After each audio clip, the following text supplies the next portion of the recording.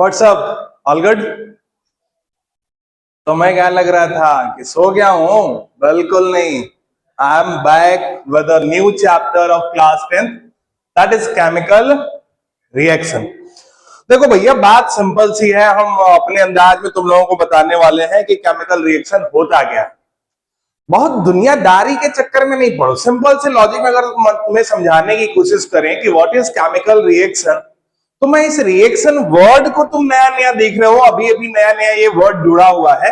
हालांकि तुमने बचपन में एक चीज पढ़ा होगा जिसका नाम है केमिकल चेंज। केमिकल चेंज का मतलब, वैसे तो चेंज तुमने पढ़ा होगा कि चेंज क्या होता है। चेंज का मतलब होता है कोई भी तरह का परिवर्तन, कोई भी बदलाव। जैसे अभी तुम छोटे थे, छोटे से अभी बड़े हो गए हो, तुम्हारे साइज में परिवर्तन हो गया है, तुम्हारे हाइट में परिवर्तन हो गया है, तुम्हारी आवाज में परिवर्तन हो गया है, और ये सब चीजें क्या है? एक तरह का चेंज है। समझ आ रही है बात की नहीं? ऐसे ही चेंज दो तरह की होती है। एक चेंज होता है जिसे हम लोग कहते हैं फिजिकल चेंज, और एक चेंज होता है जिसे हम लोग कहते हैं केमिकल चेंज। और फिजिकल चेंज का मतलब होता है, एक बात बताऊं, जब कोई लड़का वाला किसी लड़की वाले को देखने जाते हैं, जो जो चीजें वो देख के पता लगा लेते हैं, वो सारी की सारी प्रॉपर्टी क्या होती है? फिजिकल प्रॉपर्टी होती है। रंग, टेम्परेचर, रंग टेम्परेचर के साथ साथ स्टेट, समझ आ रही बात ना? स्टेट के साथ साथ उसका सॉलिड स्टेट, लिक्विड स्टेट के साथ साथ तुम ये भी पता लगा लेते हो कि भैया हाइट कितनी है। इस सब के अलावा ये जो चीजें तुम पता लगाते हो, ये सारी की सारी प्रॉपर्टी क्या है? फिजिकल प्रॉपर्टी है। और हम लोग ये जानते हैं कि फिजिकल प्रॉपर्टी जो होती है वो चेंज हो सकती है, मतलब रिवर्सिबल होती है। समझ में आ रही बात ना? मतलब अगर कोई प्रॉपर्टी, मान के चलो हमने अपना रंग, अभी तो मतलब मैं सुंदर दिख रहा हूँ, ठीक ठाक दिख रहा हूँ, लेकिन अगर दिन में जाके बाहर धूप में काम करूं तो स्वाभाविक बात है थोड़ा सा टैनिंग आ जाएगा, कालापन आ जाएगा। ये क्या है? फिजिकल चेंज है। और थोड़े समय के बाद, अगर मैं अभी प्रचार देख रहा हूँ कि नहीं, घर सोप का प्रचार आ रहा है, अगर तुम घर सोप से नहाओ तो फिर टैनिंग खत्म, गोरे हो जाओगे दोबारा से। तो इस तरह का चेंज क्या होता है? फिजिकल चेंज होता है। लेकिन केमिकल चेंज, हम उस सारे चेंज को बोलते हैं जिसमें कोई चीज नई सबस्टांस फॉर्म होता है, और नया सबस्टांस फॉर्म होता है वो अपने पुराने सबस्टांस की प्रॉपर्टी से बिल्कुल भी डिफरेंट होता है। जैसे अगर मैं तुम्हारे सामने कहूं कि दूध है, और ये दूध सेटल होके कर्ड बन रहा है। क्या बन रहा है? कर्ड बन रहा है। तो दूध की प्रॉपर्टी दही की प्रॉपर्टी से इंटायरली डिफरेंट है, टोटली डिफरेंट है। और मिल्क जो है ये सेट होकर के कर्ड बना रहा है, यानी कर्ड क्या है? एक न्यू सबस्टांस है। कर्ड क्या है? एक न्यू सबस्टांस है। और कर्ड मिल्क की प्रॉपर्टी से डिफरेंट है। तो केमिकल चेंज का मतलब होता है कि ऐसा कोई भी change, any kind of change through which new substance is formed. New substance is formed, and the new substance is different to its composition या composed substance। जिससे वो बना है, उससे जो प्रोडक्ट प्रोड्यूस हुआ है वो पूरी तरह से डिफरेंट है। लोग कहते नहीं है कि ये शादी के बाद आदमी बदल जाता है। A kind of chemical change, मतलब शादी से पहले वो दोस्तों के साथ पार्टी कर रहा है, वो दूसरे मूड में रह रहा है, शादी के बाद बेचारा डरा हुआ है, सहमा हुआ है। Kind of chemical change, irreversible है, दोबारा वो अपने पुराने फेज में रिटर्न नहीं हो सकता। तो केमिकल चेंज के बारे में पहला क्या चीज सुनना हमने कि एक नया सबस्टांस फॉर्म होता है, और दूसरा चीज तुमने क्या देखा कि ये जो नया सबस्टांस है वो अपने पुराने वाले कंपोजिशन से पूरी तरह से कैसा है? डिफरेंट है। और केमिकल चेंज की खास बात होती है कि ये नॉन रिवर्सिबल होता है, यानी कहने का सेंस ये है कि ये दोबारा से उस फॉर्म में नहीं जा सकता है। अगर हम एक बार मिल्क से पनीर बना लिए हैं, तो बेटा पनीर से तुम कुछ भी कर लो, दूध तो नहीं बना सकते हो। समझ आ रही है बात की नहीं? अगर एक बार कोई मैंगो है वो पक गया, मतलब कच्चा मैंगो एक बार पक गया, राइप हो गया, तो राइप होने के बाद जो पका हुआ मैंगो है वो कभी भी कच्चा तुम एक बार बूढ़ा हो गए तो दोबारा यंग, एक बार समय निकल गया दोबारा तुम्हें पढ़ने को वो मौका नहीं मिलेगा। इतना बात जो हमने बताया ना बचुआ, ये सारा का सारा है केमिकल चेंज। और ये केमिकल चेंज ही एक तरह का केमिकल रिएक्शन कहलाता है। क्या कहलाता है?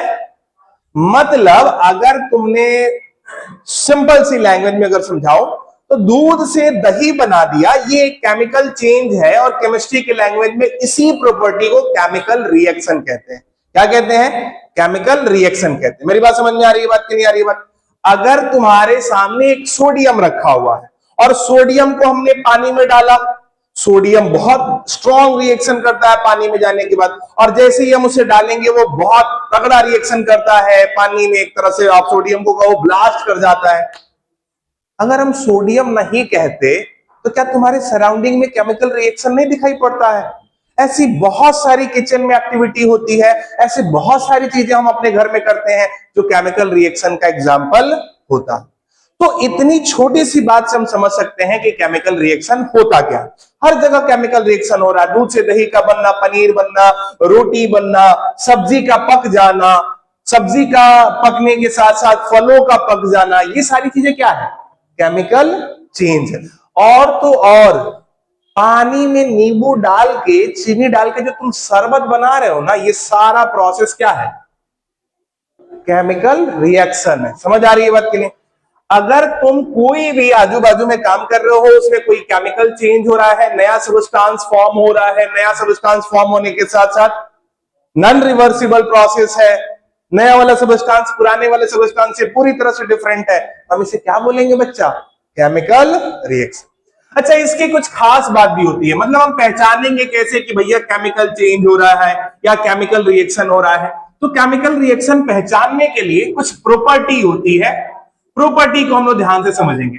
सबसे पहले जब कोई केमिकल रिएक्शन होता है तो एक चीज जो होती है वो होती है चेंज इन टेम्परेचर।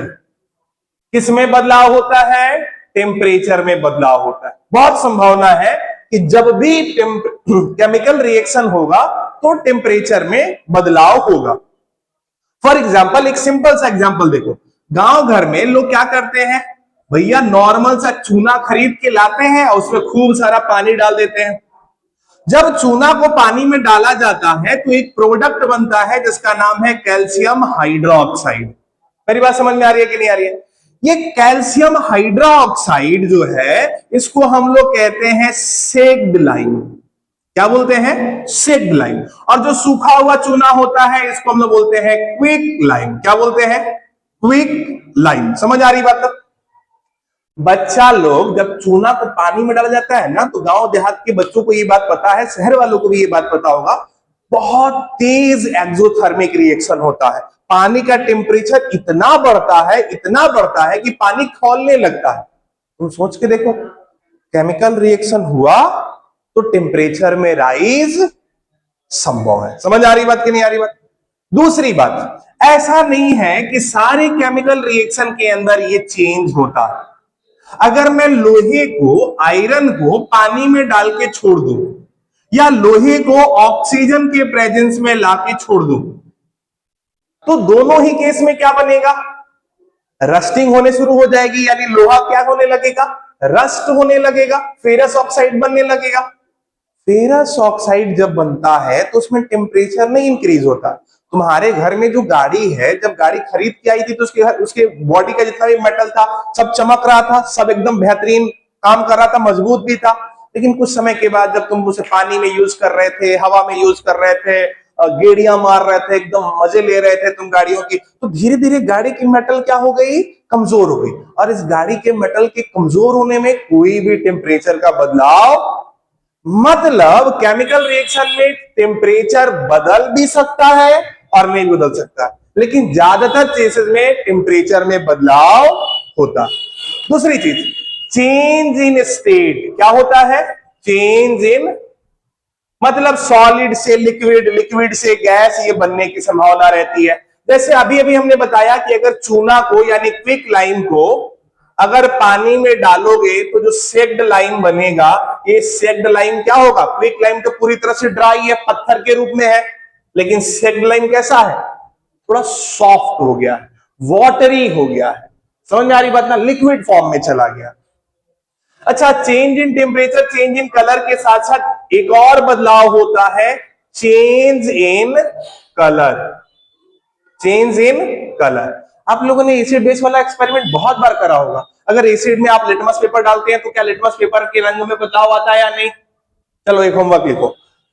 क्या होगा जब हम एसिड में लिटमस पेपर को डालेंगे तो इसके रंग में कैसा बदलाव होगा?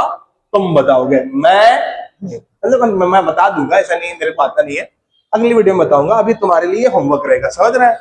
अच्छा, change in colour, change in state, change in temperature, इसके साथ साथ एक और चीज होती है, चेंज इन नहीं, प्रीसिपिटेट फॉर्मेशन होता है। प्रेसिपिटेट फॉर्मेशन, कौन सा चीज का फॉर्मेशन होता है? प्रेसिपिटेट का फॉर्मेशन। अच्छा, ये प्रेसिपिटेट क्या होता है? देखो ना, केमिस्ट्री लैब में अगर तुम कभी जाओगे तो एक चीज यूज करना, सोडियम हाइड्रोक्साइड लेना, सफेद रंग का होता है, सोपी टाइप में होता है, और इसके अंदर तुम ऐड कर देना कॉपर सल्फेट। क्या ऐड कर देना? कॉपर सल्फेट ऐड कर देना। जब तुम इसे मिक्स करोगे तो एक प्रोडक्ट फॉर्म होगा जिसका नाम है सोडियम सल्फेट। क्या नाम है? Sodium sulphate. और सोडियम सल्फेट के साथ एक प्रोडक्ट निकलेगा जिसका नाम है कॉपर हाइड्रोक्साइड। क्या फॉर्म होगा? Copper hydroxide. अच्छा, ये जो सोडियम सल्फेट होता है ना, ये एक तरह का व्हाइट प्रेसिपिटेट होता है। कैसा होता प्रेसिपिटेट होता है?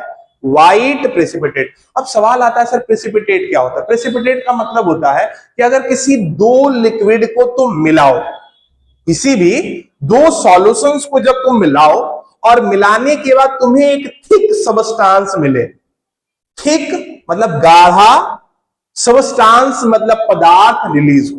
जैसे एक छोटा सा तुम काम कर सकते हो, मान के चलो तुमने एक एक्सपेरिमेंट कर सकते हो, हालांकि बहुत डेंजरस नहीं है। तुम थोड़ा सा पेट्रोल ले सकते हो, लेकिन महंगा जरूर है। थोड़ा सा पेट्रोल ले सकते हो और पेट्रोल के अंदर ना तुम थर्माकोल डाल दो। क्या डाल दो? तो उसे गाढ़ा सा चिपचिपा सा सबस्टांस निकलेगा। उस चिपचिपे से सबस्टांस को क्या कहते हैं? प्रेसिपिटेट कहते हैं। मोरल ऑफ द स्टोरी ये है कि हम लोगों ने अभी तक देखा कि चेंज इन टेम्परेचर होता है, चेंज इन स्टेट होता है, चेंज इन कलर होता है, प्रेसिपिटेट फॉर्मेशन होता है। एक सेकंड, सॉरी। हाँ, तो ये सारी चीजें होती हैं, मतलब प्रेसिपिटेट फॉर्मेशन होता है, चेंज इन कलर होता है, चेंज इन स्टेट होता है, चेंज इन टेम्परेचर होता है। आखिरी में एक और चीज होता है, वो होता है evolution of gas. Evolution of gas. आप लोगों के एनसीईआरटी में ना, मेरे हिसाब से अगर मैं रॉन्ग नहीं हूं तो एक्टिविटी 1.2 या 1.3 ऐसा करके एक एक्टिविटी है, जिसमें एक एक्सपेरिमेंट दिया हुआ है। अगर आप हाइड्रोक्लोरिक एसिड में जिंक के ग्रैनुअल्स या जिंक के पार्टिकल्स को जब डालेंगे तो जिंक के पार्टिकल्स डालने पर आपको एक प्रोडक्ट निकलेगा जिसका नाम है जिंक क्लोराइड, और साथ में हाइड्रोजन गैस रिलीज होगा।